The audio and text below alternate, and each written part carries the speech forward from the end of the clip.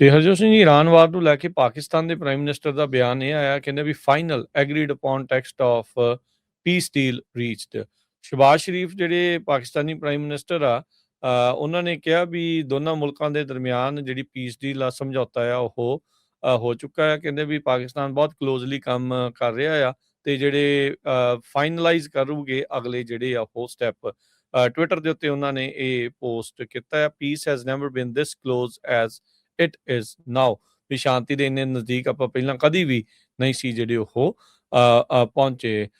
ਸੋ US ਦੇ ਜਿਹੜੇ congressman ਆ, ਰਾਇਨ ਜ਼ਿੰਕੇ, ਉਹਨਾਂ ਨੇ ਵੀ ਜਿਹੜਾ ਉਹ ਕਿਹਾ ਆ ਵੀ ਈਰਾਨ ਦੇ ਫੋਰਨ ਮਿਨਿਸਟਰ ਦੇ ਦੁਆਰਾ ਜਿਹੜਾ ਕਹਿਣਾ ਵੀ ਆਲਮੋਸਟ ਫਾਈਨਲਾਈਜ਼ ਹੋ ਗਿਆ ਆ, ਪਰ ਕਹਿੰਦੇ ਵੀ ਡੈਵਲਸ ਇਨ ਦਾ ਡੀਟੇਲ, ਵੀ ਅਸਲ ਦੇ ਵਿੱਚ ਇਸ ਡੀਲ 'ਚ ਲਿਖਿਆ ਕੀ ਆ, ਕੌਣ ਕੀ ਕਰੂਗਾ, ਕਿਵੇਂ ਹੋਊਗਾ, ਉਹ ਜਿਹੜੀ ਉਹ ਦੇਖਣ ਵਾਲੀ ਗੱਲ ਹੋਊਗੀ।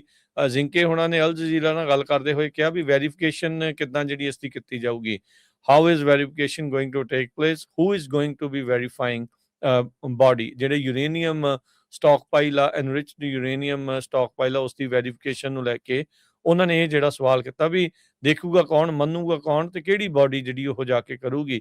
ਕਿ ਇੰਟਰਨੈਸ਼ਨਲ ਐਟੋਮਿਕ ਐਨਰਜੀ ਜਿਹੜੀ ਐਸੋਸੀਏਸ਼ਨ ਆ ਉਹ ਵਾਲੇ ਕਰਨਗੇ, ਜਾਂ ਕੋਈ ਹੋਰ ਐਸੋਸੀਏਸ਼ਨ ਜਾਂ ਕੋਈ ਆਰਗੇਨਾਈਜੇਸ਼ਨ ਆ ਕੇ ਜਿਹੜੇ ਐਨਰਿਚਡ ਯੂਰੇਨੀਅਮ ਆ ਉਸ ਦੀ ਜਾਂਚ ਜਿਹੜੀ ਉਹ ਕਰੇਗੀ। ਸੋ ਇਹ ਜਿਹੜੀ ਚੀਜ਼ ਜਿਹੜੀ ਇਸ ਟਾਈਮ ਆਈ ਹੈਗੀ ਆ।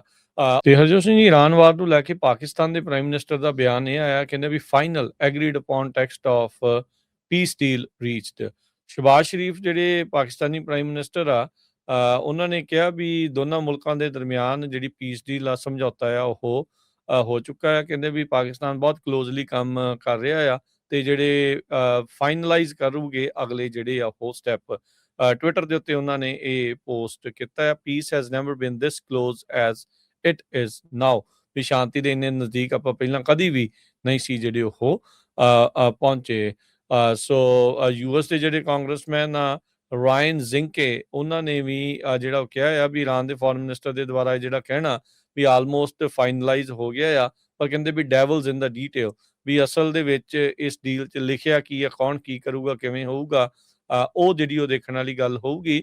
ਜ਼ਿੰਕੇ ਹੁਣਾਂ ਨੇ ਅਲ ਜਜ਼ੀਰਾ ਨਾਲ ਗੱਲ ਕਰਦੇ ਹੋਏ ਕਿਹਾ ਵੀ ਵੈਰੀਫਿਕੇਸ਼ਨ ਕਿੱਦਾਂ ਜਿਹੜੀ ਇਸ ਦੀ ਕੀਤੀ ਜਾਊਗੀ, how is verification going to take place, who is going to be verifying body. ਜਿਹੜੇ ਯੂਰੇਨੀਅਮ ਸਟਾਕ ਪਾਈਲ ਆ, ਐਨਰਿਚਡ ਯੂਰੇਨੀਅਮ ਸਟਾਕ ਪਾਈਲ ਆ, ਉਸ ਦੀ ਵੈਰੀਫਿਕੇਸ਼ਨ ਨੂੰ ਲੈ ਕੇ ਉਹਨਾਂ ਨੇ ਇਹ ਜਿਹੜਾ ਸਵਾਲ ਕੀਤਾ ਵੀ ਦੇਖੂਗਾ ਕੌਣ, ਮੰਨੂਗਾ ਕੌਣ, ਤੇ ਕਿਹੜੀ ਬਾਡੀ ਜਿਹੜੀ ਉਹ ਜਾ ਕੇ ਕਰੂਗੀ।